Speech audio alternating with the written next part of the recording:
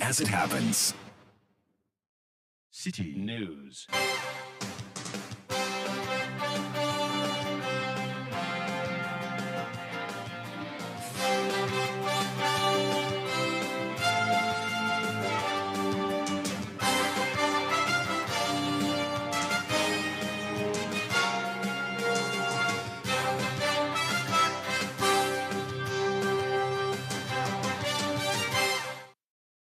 It's 17:30 GMT. This is Eyewitness News on 97.3 Citi FM. I am Umaru Sanda Amadou. Tonight I'm here with Akusia Ochri. And coming up over the next 90 minutes. If care is not taken, this singular act will go into the Guinness Book of Records. Because we can say this for a simple reason that when you are in a hole, you have to stop digging. But this government will never stop digging. And they keep digging and digging and digging. $710 million. That's how much Parliament approved in loans at just one sitting today to add up to a national debt stock. We'll hear from both sides of the House on why this had to be the case.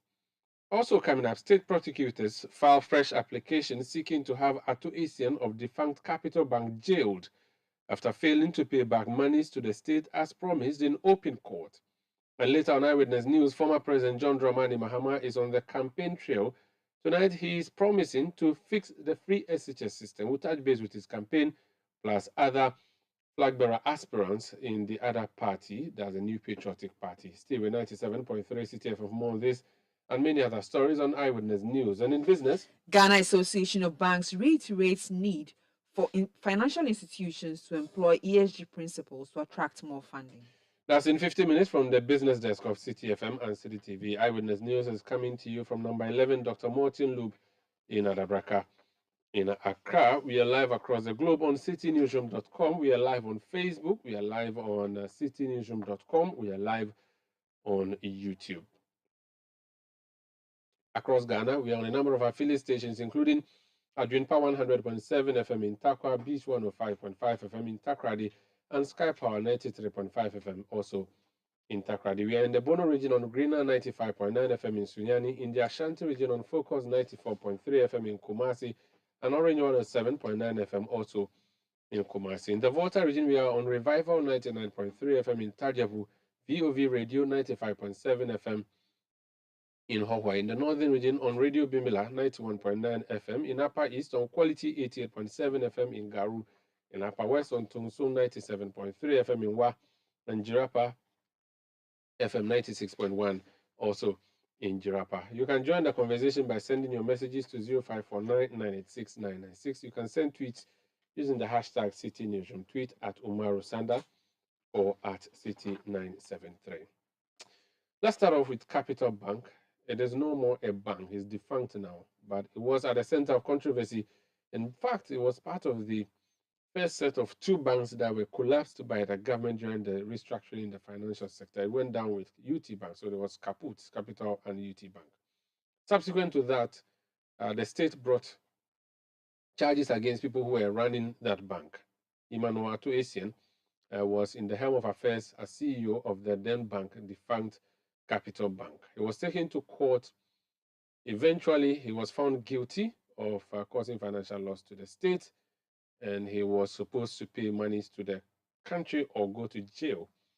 There was an agreement within him and the state where he was to pay monies to the state instead of going to jail.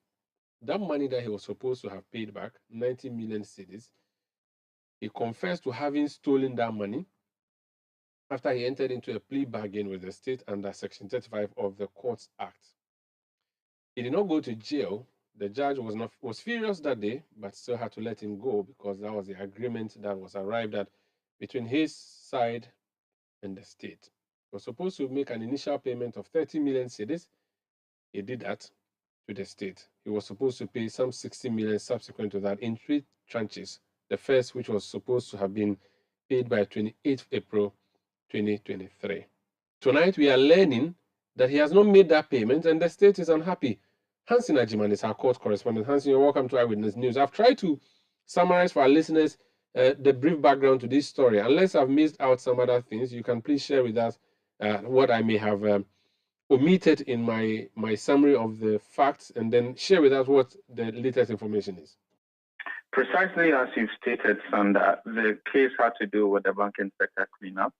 Now, the plea bargain, as you've talked about, was entered under Section 35 of the Courts Act.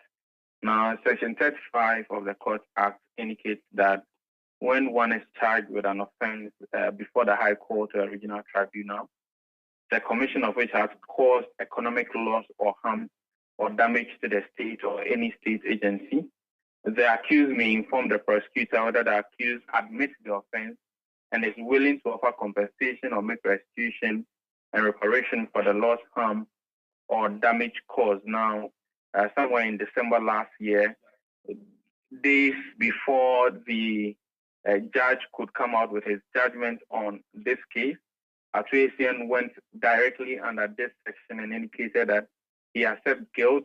He has stolen 90 million Ghana cedis from the state, and instead of taking a custodial sentence, he wants to go under this to make a restitution and reparation, and then rather pay 90 million Ghana cedis. Now, the judge had written his judgment before he got to know about this deal, so he was not happy.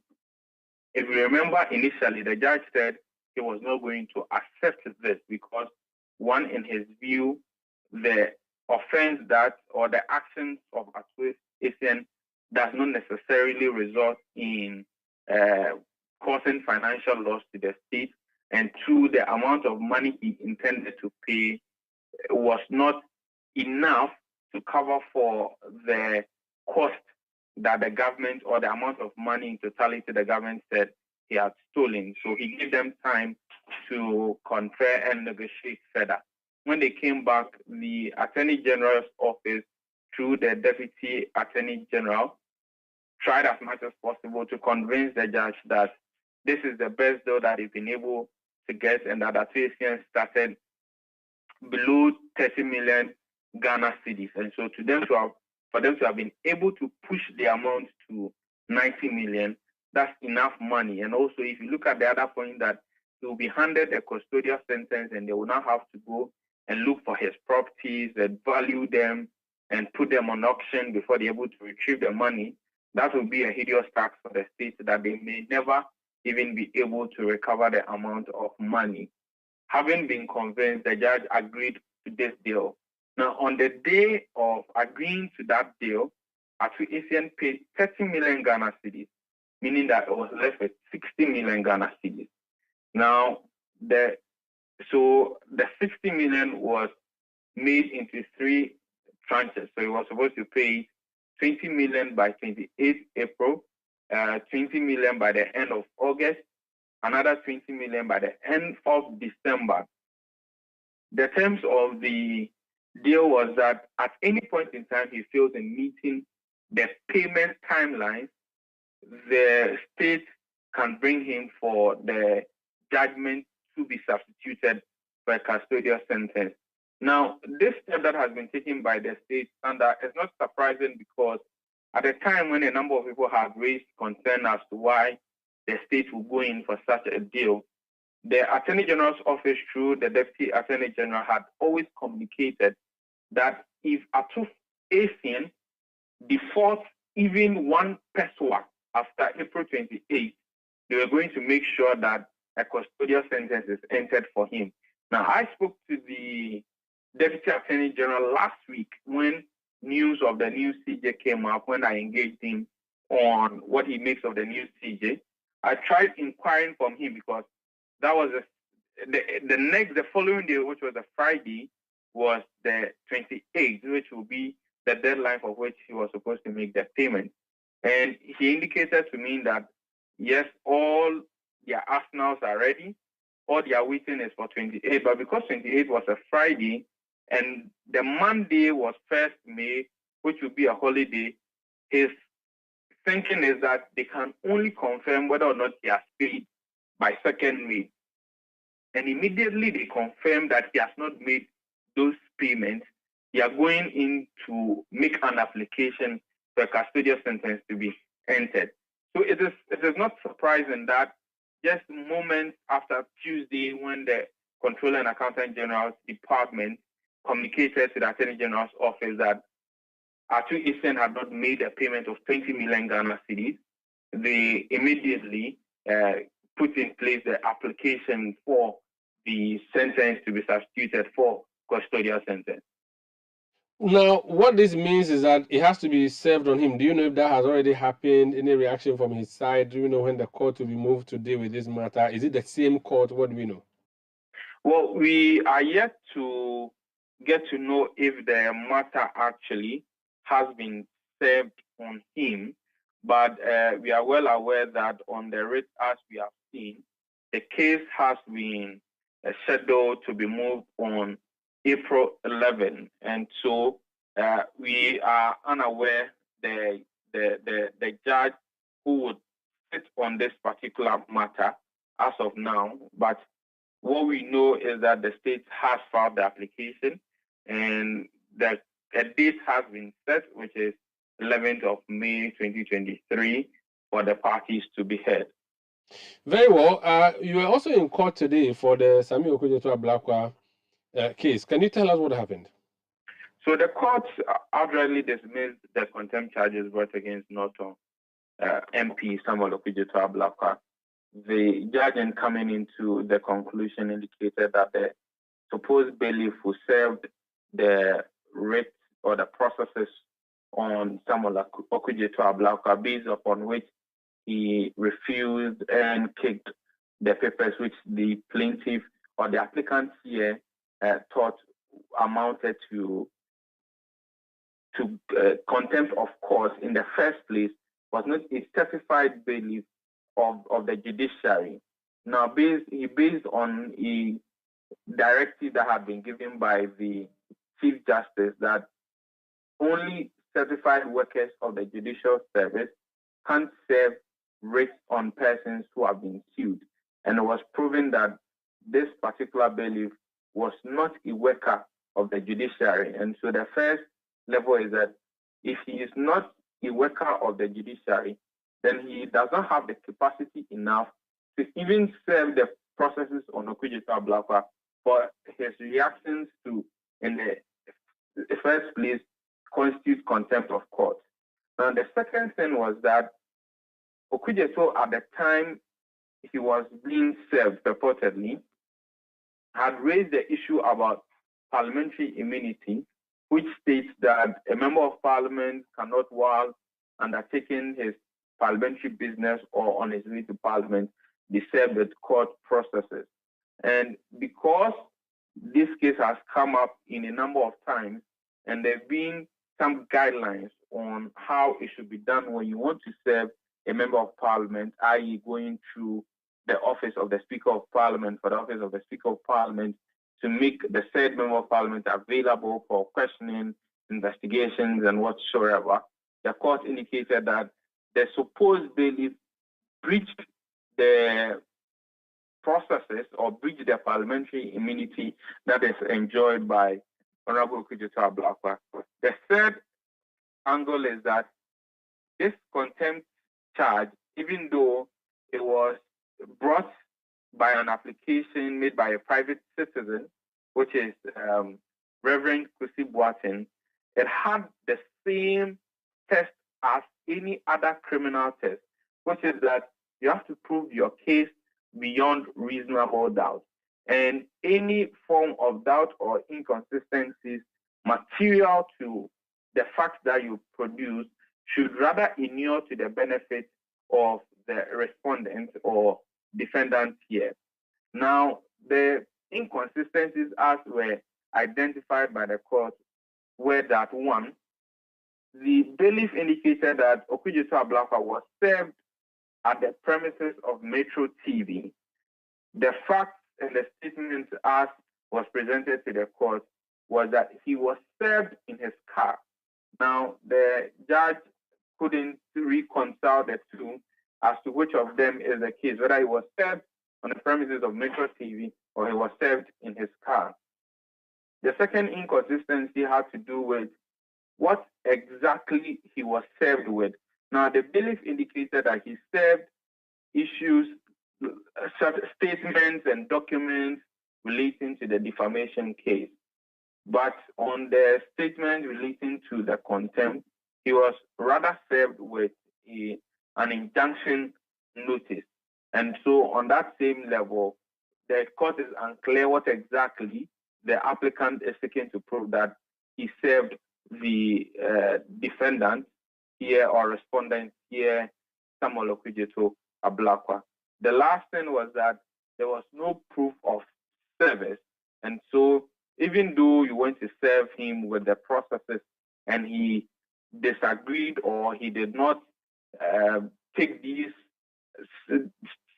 documents as alleged, there was no proof by the bailiff or the supposed bailiff himself indicating that at this particular time, I went to this place, I gave this to Honorable Okudzeto Ablakwa and he did not accept, and I signed and I confirmed that this is what happened. Nothing of a sort existed on the before the court. And so based on this, the judge indicated that the applicant failed to prove the case beyond reasonable doubt, dismissing the case and therefore slapping Reverend Victor Kwesi Boateng with a fine of 10,000 Ghana cedis. I see. So that's the end. Now, if there's any other thing, it can proceed. For now, that's the end of this particular case, isn't it? Well, so the substantive case, which is the defamation suit against Honorable Okudzeto Ablakwa, will continue.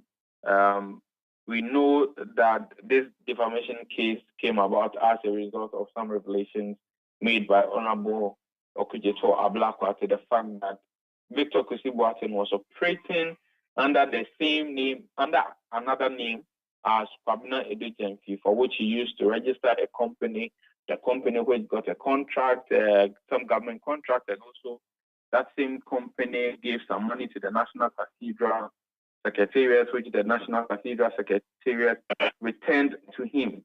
So Honorable Okudzeto Ablakwa has been alleging an issue of conflict of interest and also double identity, for which the issue of conflict of interest has already sent a petition to SHRAD to investigate. Based on this, Victor Kwesi Boateng, the Reverend, went to court saying that he has been defamed. And so the substantive case with respect to defamation will continue. At the next agenda date, the idea is that the matters or the issues for determination will be settled and the defamation case will start in earnest. Very well. Thank you so much, Hansen. Please do follow the story. And if there's some developments you share with our listeners, Hansen Ajimani is our court correspondent. This is Eyewitness News on 97.3 Citi FM. The North Town Member of Parliament, Samuel Okudzeto Ablakwa, spoke to the media after today's mini victory or big victory. It depends on how you're looking at it. Listen to him.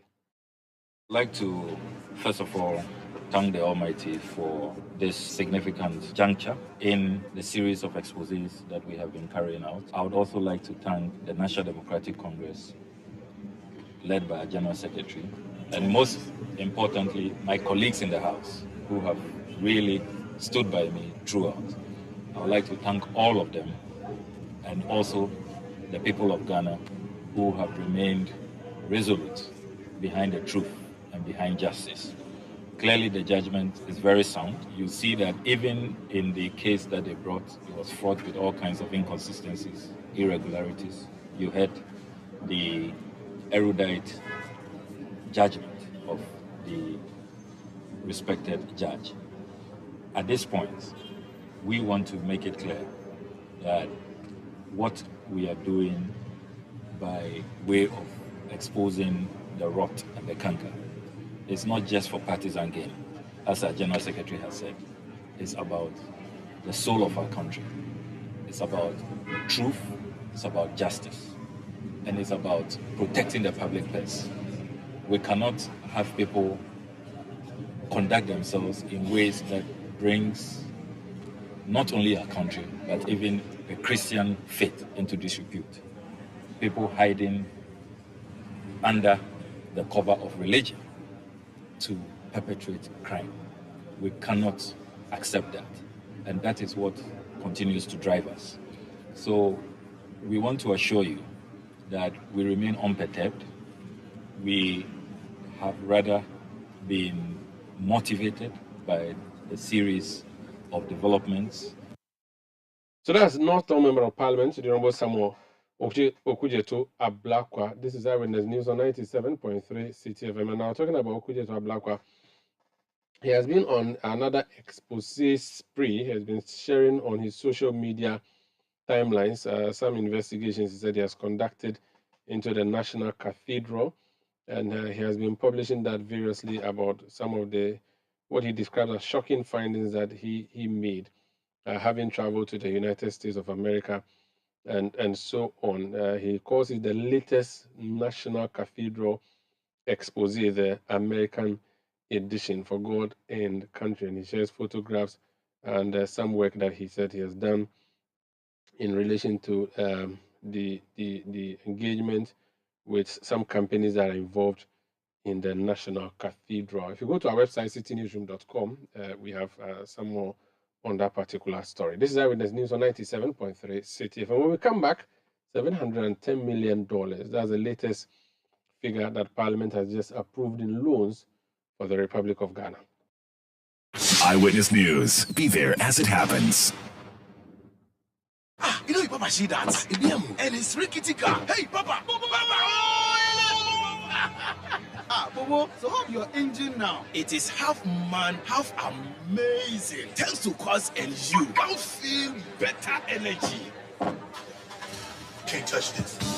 Actually, guys, so Sancho's engine just died like that. Yes, so somebody managed to convince him that there is a better engine oil than Quartz, and he switched. Sancho Panza.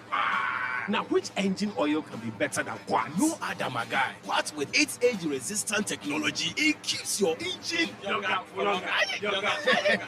Now you know. Have you guys seen the new bottle design? It's superb. Quartz 9000 from Total Energies DA improves fuel efficiency. Why do you think Mr. Mane and Logoso have taken the Quartz Nation movement World Cup like that? Sorry, Chairman Omani. Chairman,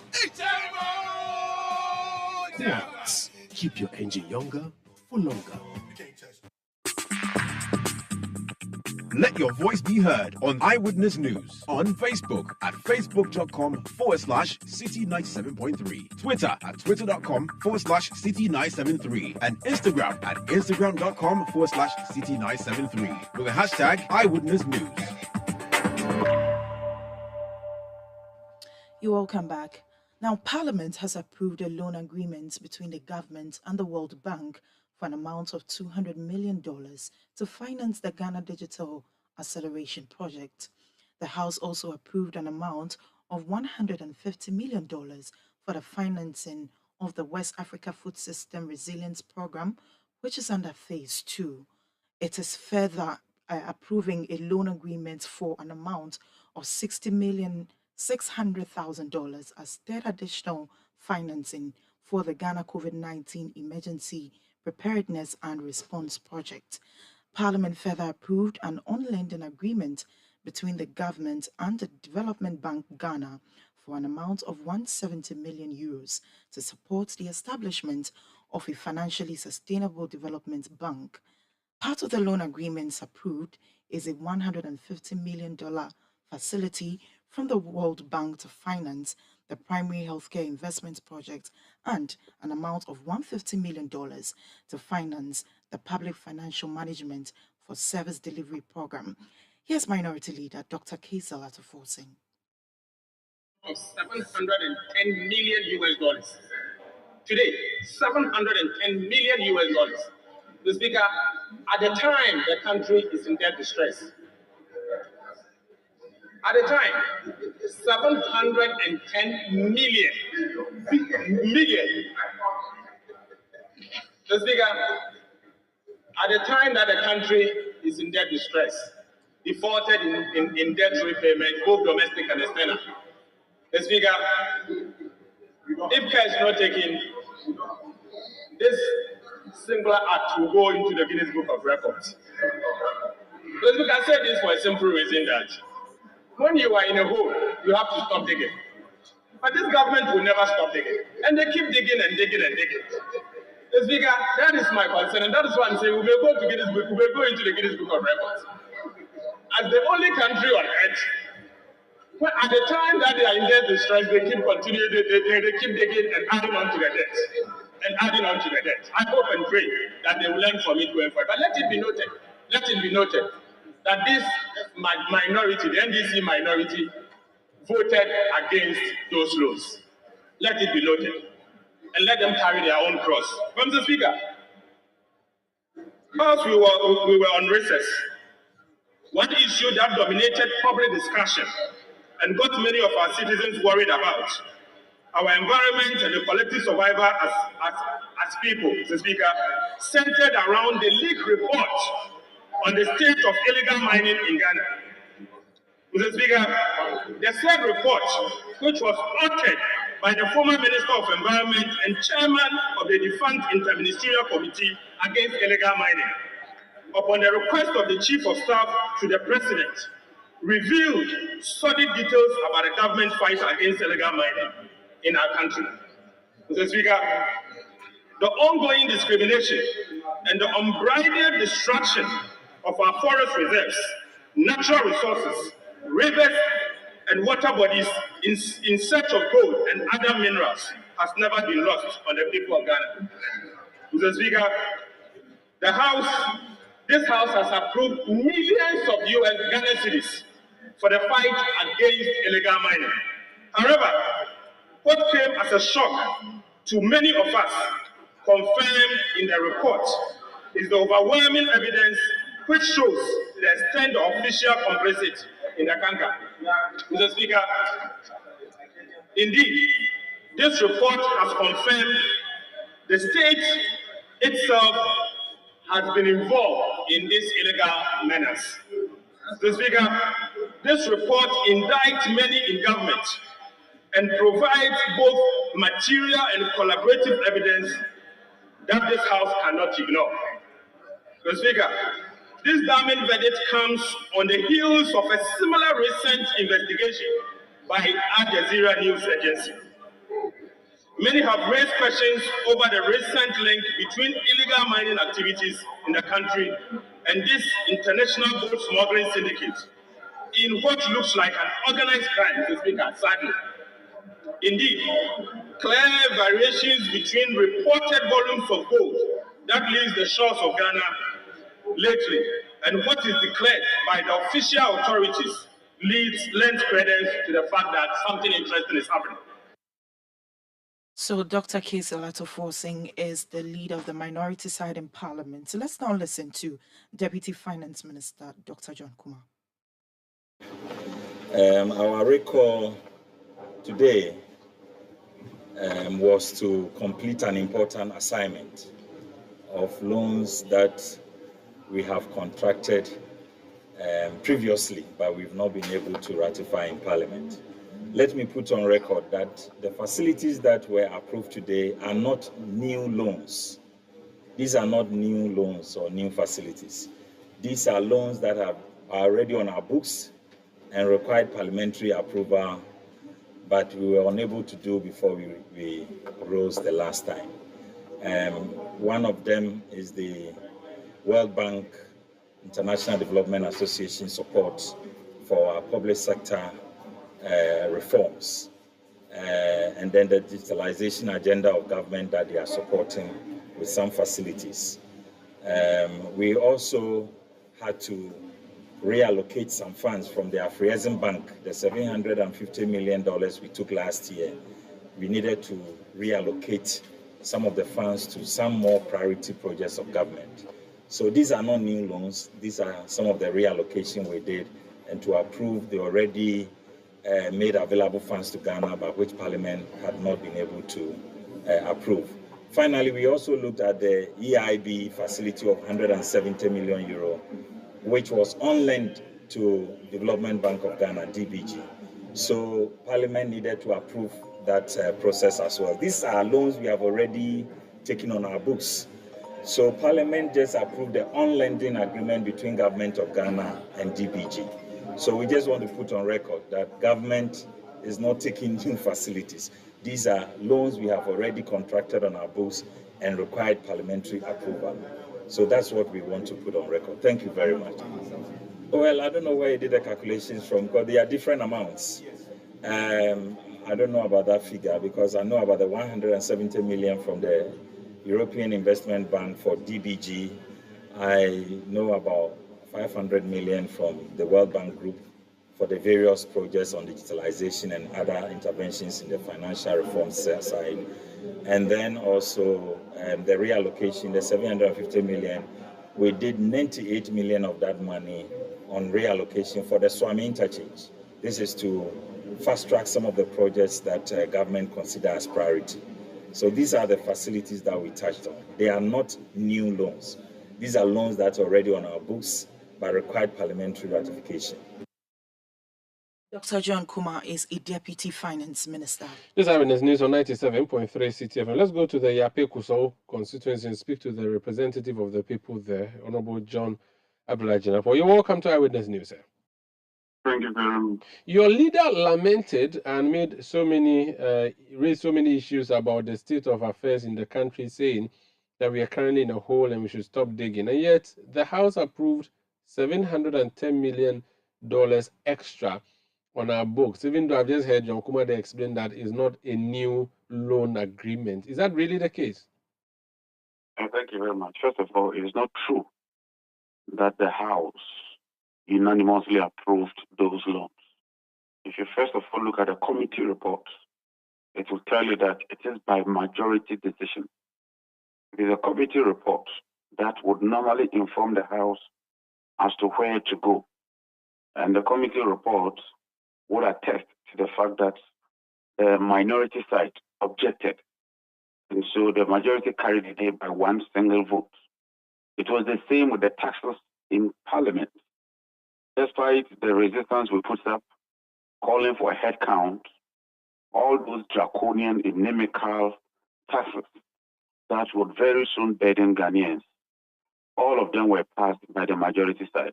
So today, the voice vote would clearly indicate that the minority side, we gave an emphatic no, but the Speaker gave it to the majority side because they have the numbers. And so if anybody wants to blame the majority for the recklessness of this government, for the insensitivity and the incompetence of this government, I think that it would be very, very unfortunate and unfair. All right, so you did not agree to the loan, but you sat in the chamber. Would you not have, or was there a better way of refusing to take part so that if you had staged a walkout, it would be evident that you were not part? If you had gone to the ballot box to vote again, then that would be something that we can really read the numbers and say, this is how many minority members voted, this is how many majority members voted. But by simply sitting in there and giving a voice vote and not even challenging the voice vote, having followed Parliament and covered the House for many years, I do know that the voice votes is the discretion of the eardrums of the Speaker, but you have the option of challenging that. You do not challenge it. So could it be said then that you were in cahoots with the majority side, but you just pretended? You challenge that based on the numbers.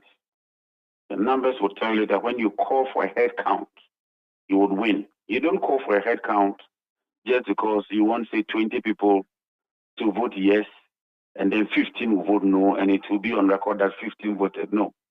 The essence of the head count is to challenge the decision of the Speaker and to say that, Mr. Speaker, you got it wrong. It is rather the minority side that carried the day. And so we want to be vindicated with the head count. Secondly, we've had a lot of walkouts, and people have also complained that no, sit in, protest, and let the records show that your voice was heard. And so having weighed all the options, I'm sure that the minority leader, the Honorable Kesela Tofosun, who is quite experienced in Parliament, thought that we should stay, first of all, state our position so it is captured in the Hansard, but more importantly, when it gets to the voice vote, and I'm sure Citi TV covered it, you would have noticed that the minority side did indeed raise our voice to say no. We wanted a head count initially, if you look at proceedings. Honorable Boaz stood up and insisted that the voice vote should be taken, and we're ready for a head count. But the Speaker refused. The Speaker declined and insisted that he was not going to take it because at that time, the majority side had not marshaled their numbers. So if there's anybody to be blamed, it cannot be the minority side. we have gone for similar votes in the past. And I just gave you examples with the taxes. And you and I know the outcome of those votes. So I think that we are well grounded. We did the right thing. We believe that the taxes are unnecessary. For a country that has defaulted in honoring its debt, you don't go about borrowing and piling the debt when you can't even borrow existing loans. Ghana government has defaulted on almost all its debt obligations, including that of Ghanaians. Even those the government claimed were exempted, government has defaulted and is not honoring the coupon payment. I see. When the deputy minister says to us that this is nothing new, can you please take away the policies and explain to us why this will be an addition to the national debt and not part of the existing debt already, which has just been ratified by Parliament?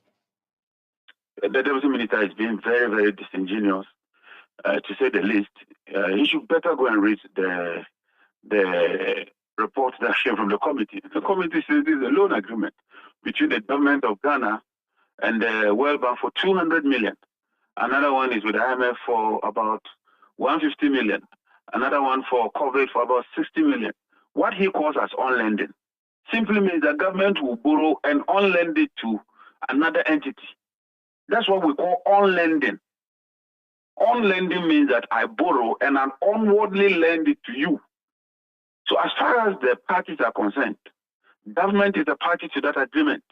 If government wanted to lend directly to an entity, if an organization or a foreign entity wanted to lend directly to a government entity, they could have done so. ECG contract loans, DRICO contract loans, they don't call them on-lending.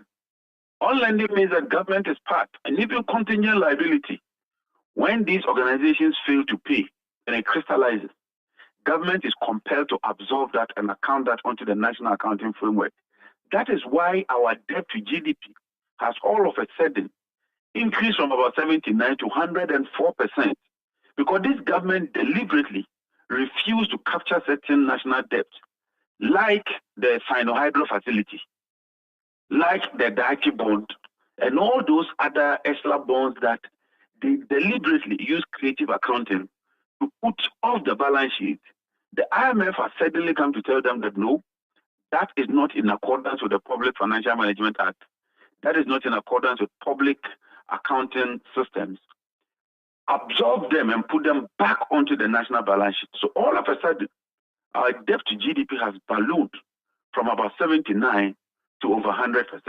So I think that John Kumar should take his time, learn from past experience, and move away from this narrative that has brought this country on its knees and that has brought such level of embarrassment to this country that today, when you go for international conferences, Ghana is used as a test case, an example of a bad way of managing the economy. That is not what we want. We've seen several IMF programs. This is the only IMF program that is so draconian that almost everybody has had to suffer for this government's inefficiency. He should get away from that because it won't help him at all. But can you explain to me why there's emergency added to COVID-19 and there's a loan for that? What is that about? That is exactly why we refuse to be part of it.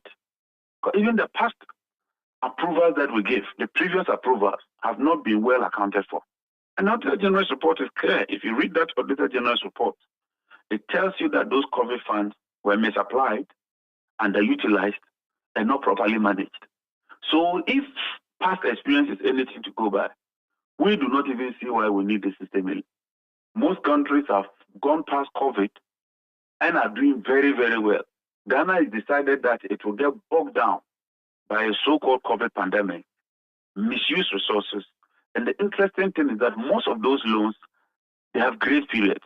Grace periods means that you wouldn't pay for a certain period of time. And most of them are around 5 years. So this government, Tia Foreta as minister, would not pay anything out of this loan. It is rather President Mahama and his government, when we took over in 2025, then we will have to be preparing to pay most of these loans that they are contracting now. Very well. Thank you so much for speaking to us. That's Yape Kuso, Member of Parliament, former Deputy Minister of Power, the Honorable John Abdullah Jinapon. This is Eyewitness News on 97.3 Citi FM. When we come back, we'll talk about who is doing what on the campaign trail. Eyewitness News. Be there as it happens. Eid Mubarak, breaking the fast. So take what you need fast from Toshiba and Media. Media and Toshiba Eid Mubarak promotion. Assalamu alaikum, assalam. 599 Ghana cedis is for a Toshiba standing fan forever. 849 Ghana cedis at Toshiba microwave. Get a Media tabletop fridge, 1,999. It is necessary at Toshiba Fridge this Eid Mubarak will take care of your friends and family and cool everybody down. Media chest freezer, top low 4-burner gas stove, grill, and solo microwave. Your top class Toshiba and Media showing love this Eid Mubarak. Call 0242 439 437. Let your voice be heard on Eyewitness News on Facebook at facebook.com/Citi97.3, Twitter at twitter.com/Citi973, and Instagram at instagram.com/Citi973 with the hashtag Eyewitness News.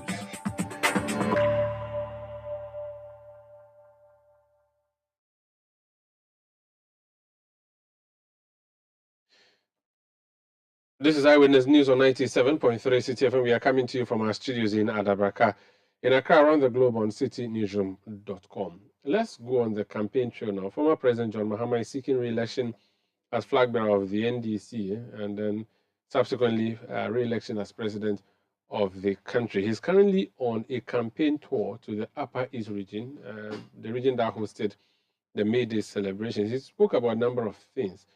Key among them, he touched on the free senior high school with the proposal that he's making. Listen to him. System could have been targeted at the poorest families and households in our country, and so that they could use that bursary and go to the school of their choice, and government will pay for their education while they are in that school. Ladies and gentlemen, the time is now for us all to rise to the occasion and collectively agree as actors in the political and developmental space on the need to depoliticize issues of urgent priority, such as education delivery in our country. And it states that secondary education in its different forms, including technical and vocational education, shall be made generally available and accessible to all by every appropriate means, and in particular by the progressive introduction of free education. This is what our Constitution says. Because the Constitution wanted to make sure that when we introduce it, it will be sustainable. And so it says we should introduce it progressively. Unfortunately, for some populist reasons and for reasons of elections, somebody decided to implement it at once. That's former President Mahama. He also touched on Boko, the conflict zone. This is his view on what is happening there. MPP comes into office, all these security issues boil up again. DC is in office, we live in peace. As soon as they come, they'll destabilize everything. And so now look at what is happening, killings. And I wish to condemn the killing of innocent citizens by our military. Our military is supposed to protect us. We pay taxes to give them those weapons. And they're supposed to use the weapons to protect us, not to kill us. And so when we come, we would like to find out what caused the death of those people. And we must make sure that their families are adequately compensated for their wrongful deaths. But I appeal to all factions. Boko and surrounding towns are very important commercial centers, and they generate a lot of economic activity. When there's insecurity, there's no progress. That's former President John Dramani Mahama. Let me bring some of your messages. I doubt anything will happen to Ato Etienne. More persons than Ato Etienne should have been found guilty in this case. Nothing will happen to Ato Etienne. Ghana is truly a messed up country. That's a message that has come through.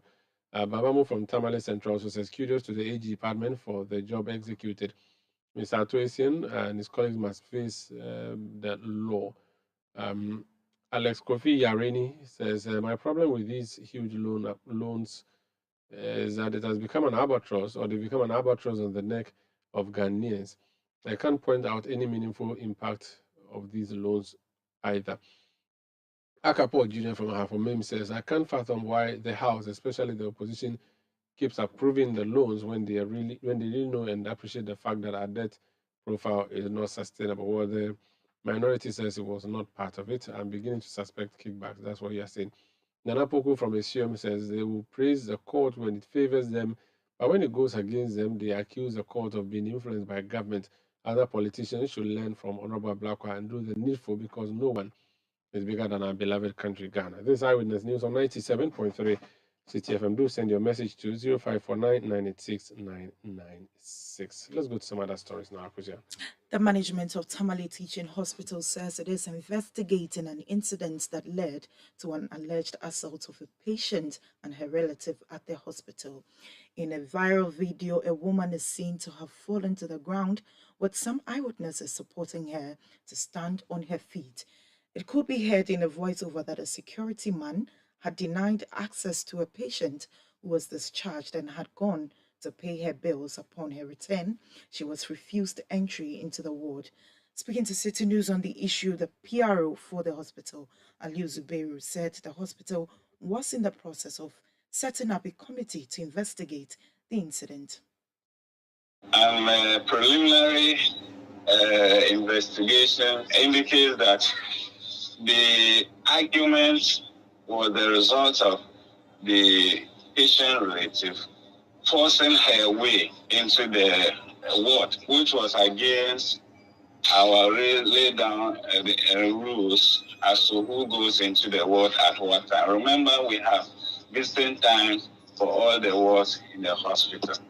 I'm sure this patient relative came outside the visiting hours.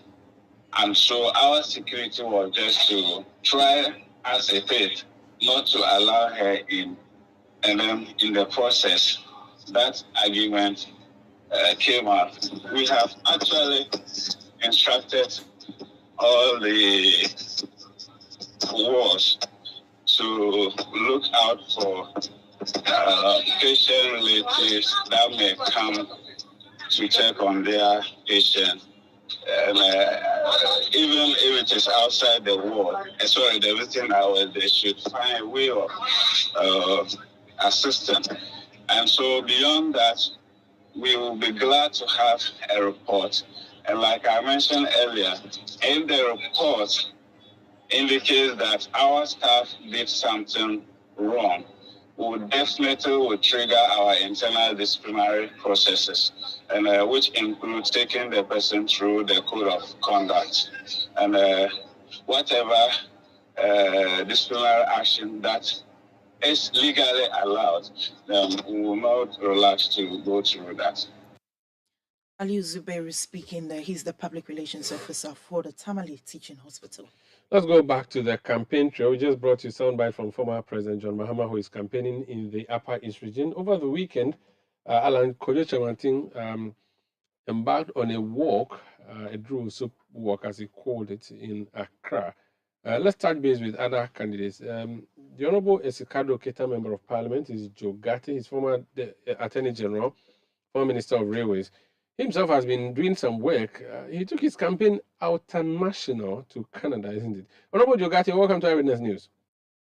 Thank you very much, sir. We have not seen you doing a walk in Accra. Instead, you went all the way to Canada.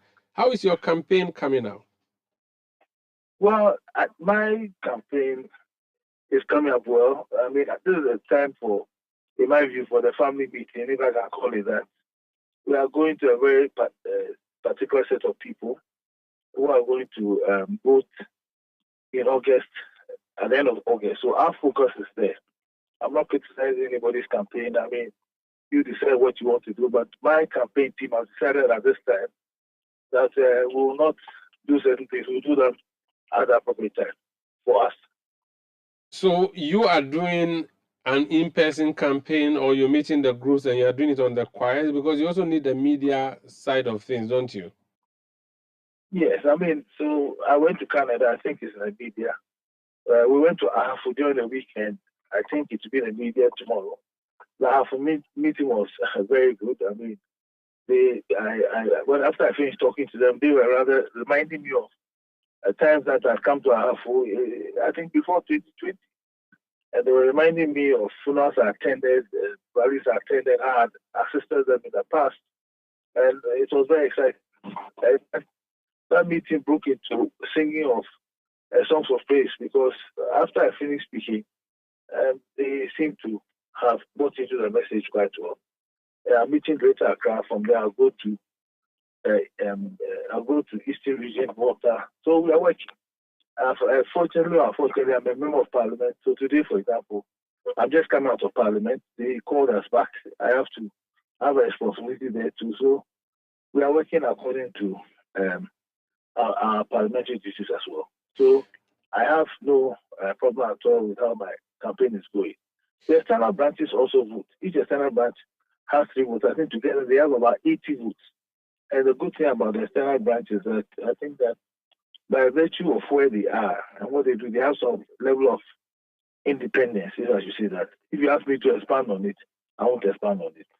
A word to the wise is enough. I see. I'm not Jesus, but Jesus said he was here, let him here. And so I had an excellent meeting with them. They considered me for about 2 hours on various sectors. The economy was their main concern, which is the main concern of a lot of Ghanaians. And after I finished talking to them, they wrote a letter to me, an interesting letter, which they said that they could see that I was a visionary, charismatic, and humble, servant-like leader.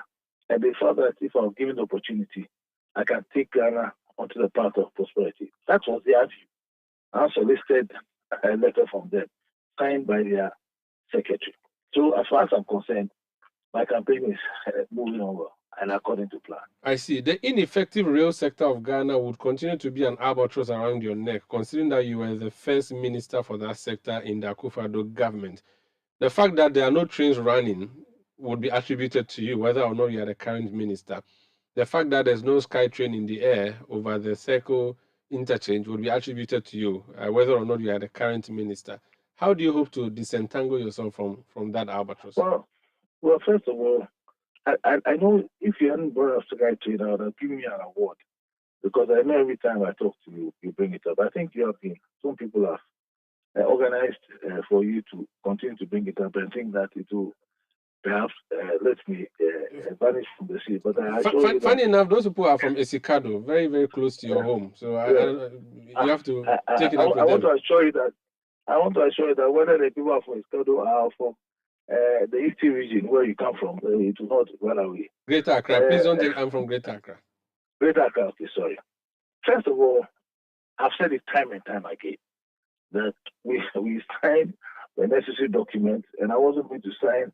And we all know that when you sign an agreement to somebody, it's subject to all kinds of approvals, including parliamentary approval, including approval by cabinet, including PP, and so on. I wasn't going to sign a fixed-term agreement without a fixed feasibility study, which told me the exact amount of the thing. I'm a lawyer. You know, my son would have been the first person to ask me that. So when he gave me a pre-feasibility that did not have a fixed term, what did I say? And the agreement that we signed is clear. And what I said at that time is clear. And I have no regrets whatsoever. If today I have to sign an agreement like that, I'll sign an agreement like that. The people are supposed to come and do a full feasibility study in 2020, and COVID came, and they didn't come to the country. I didn't say I'm going to do the SkyTrain. In any event, the SkyTrain, $2 billion. It was not government of Ghana's money. It was a foreign investor who was come to do BOT. So the guy does not fulfill conditions. Me, as the protector, as the minister, the person who protect the interests of Ghana, I cannot sign over contracts to people for them to go and look for money abroad.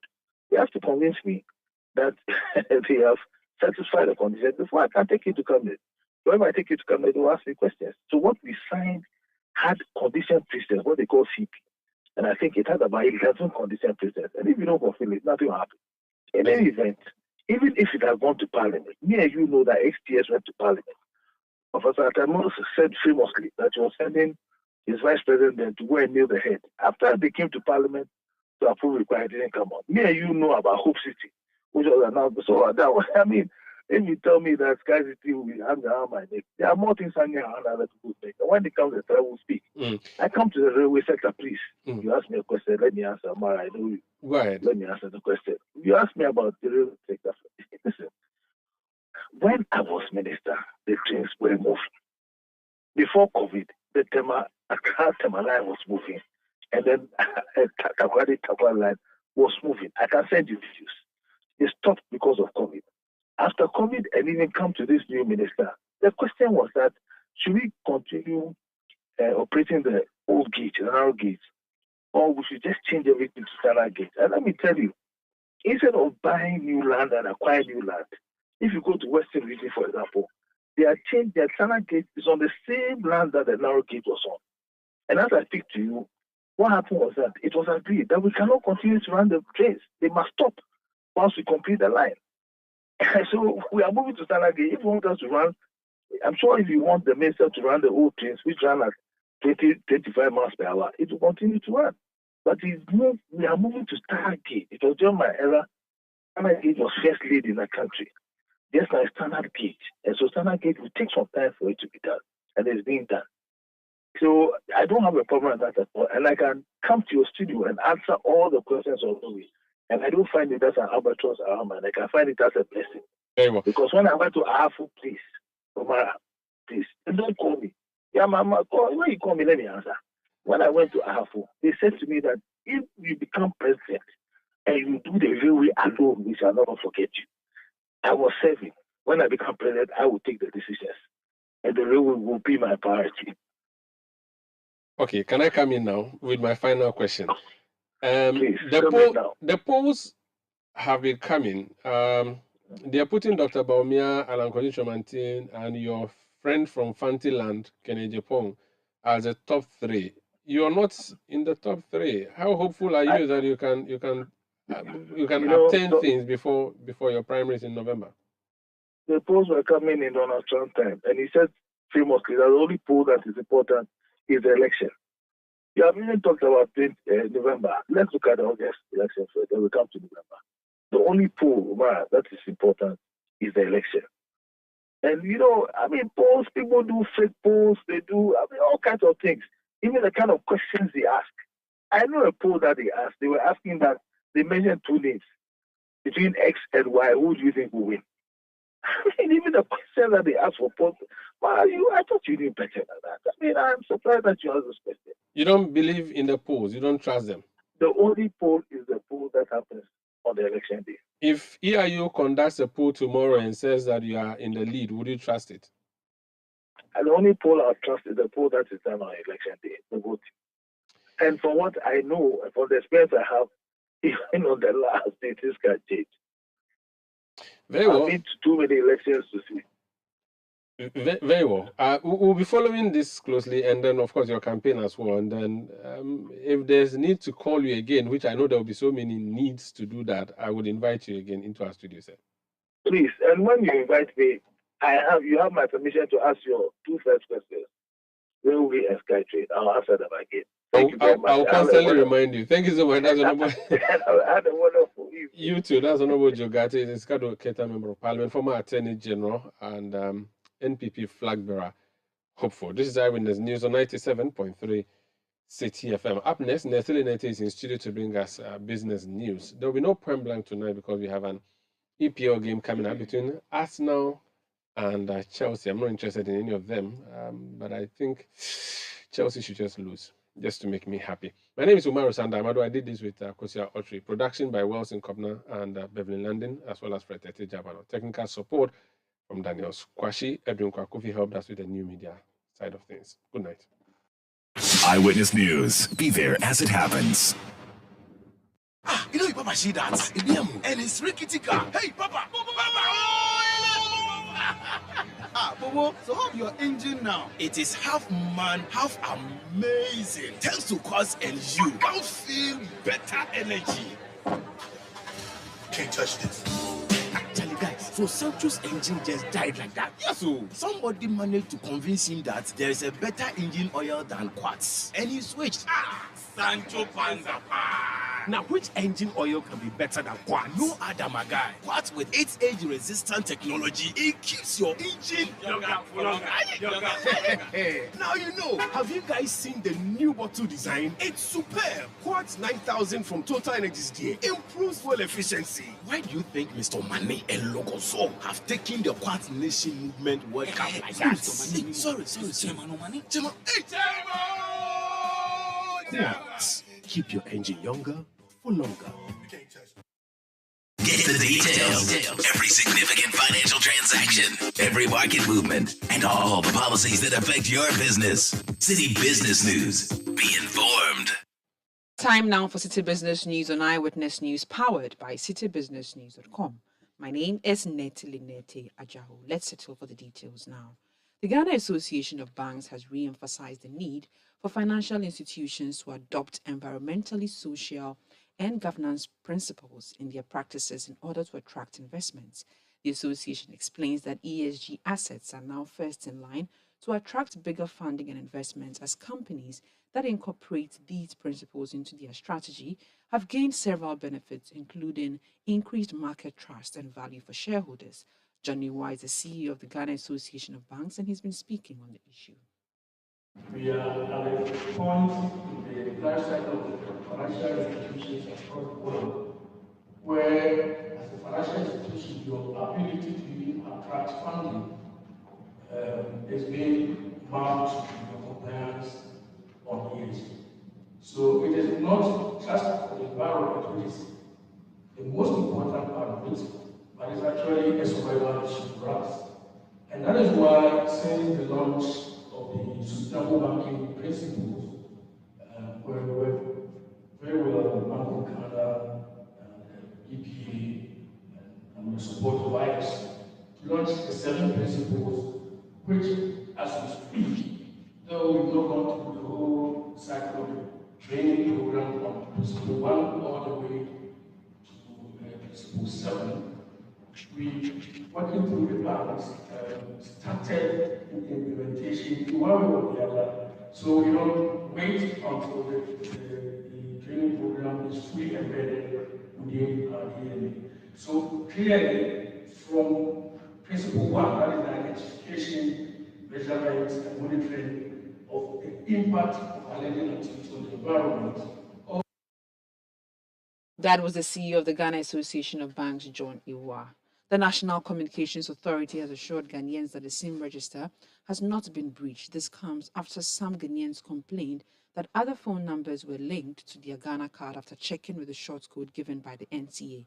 Speaking to City News, Director for Consumer and Corporate Affairs at the NCA, Nana Defie Bedu, advised Ghanaians to report their service providers to get any unknown phone numbers disconnected from the Ghana card. With this SIM registration exercise, we can actually trace and identify the agents who have done the registrations for the MNOs.